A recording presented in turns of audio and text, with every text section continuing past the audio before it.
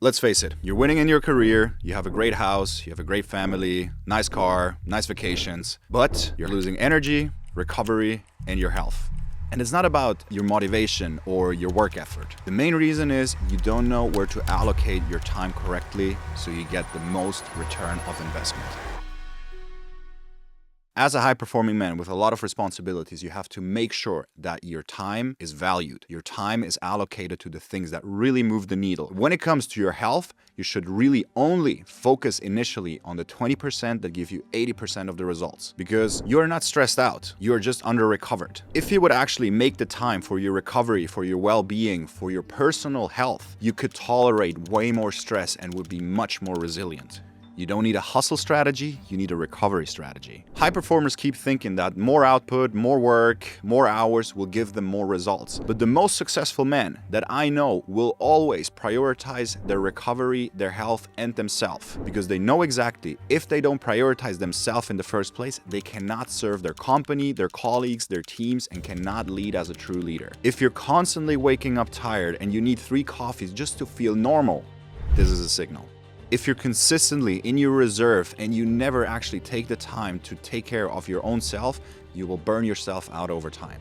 And what this is also going to do at the same time is interfering with your hormonal health. This is still a taboo topic that no one is talking about, and not even your doctor is willing to talk to you about. I want to break this. I want to make sure you know this, because every high performer that is older than 40 years old will have to look into that if he wants to perform at his highest level. First, of course, you have to dial in the foundations. You have to make sure you have a healthy, balanced diet with high protein, lots of fiber, and not eating too close to bedtime so it racks up your sleep.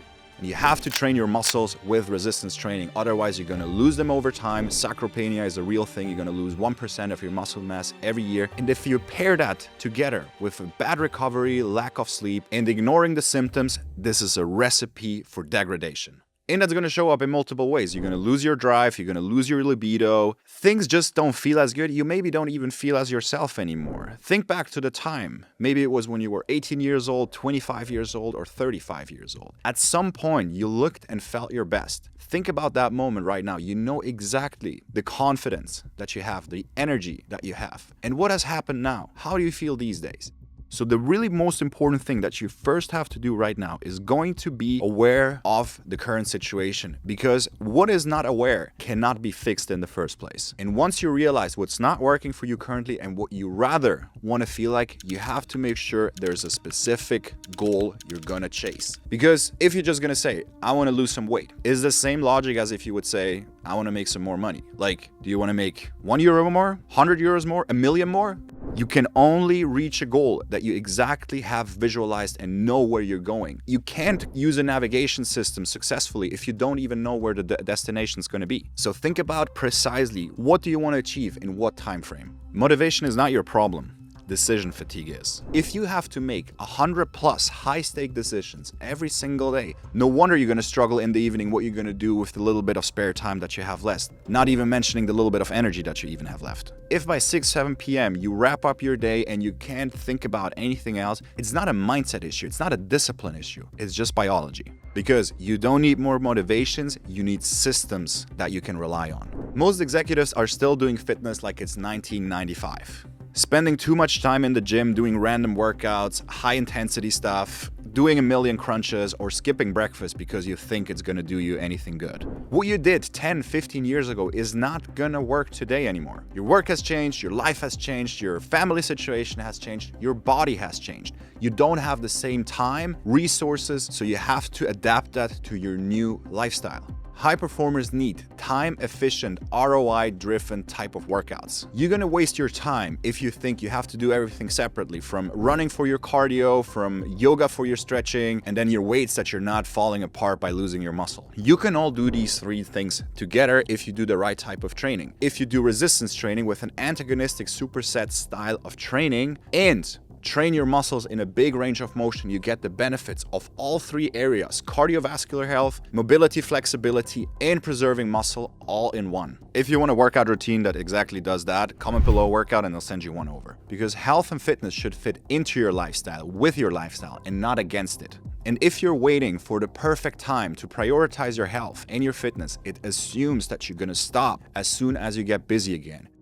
If you want true, enduring change, you have to embrace it when you're the busiest, because when you can handle it, when you're the busiest, it will 100% stick also during the easy times. And yes, that includes the whole picture, because the most successful business leaders in this world are quietly fixing their hormones. And no one is publicly talking about that yet. We're talking testosterone optimization, sleep optimization, micronutrient intake, and performance nutrition, paired with the right type of exercise for your body. And this is not about shortcuts, this is about sustainability. Because if you lost your drive and you want to feel unstoppable again, you have to work from the inside out. If you want to be a successful high performer in 2025, you have to stop thinking only about the hustle culture and working more and more hours. The new definition of high performance is more energy, better focus, better health, and a fit body that supports your demanding schedule.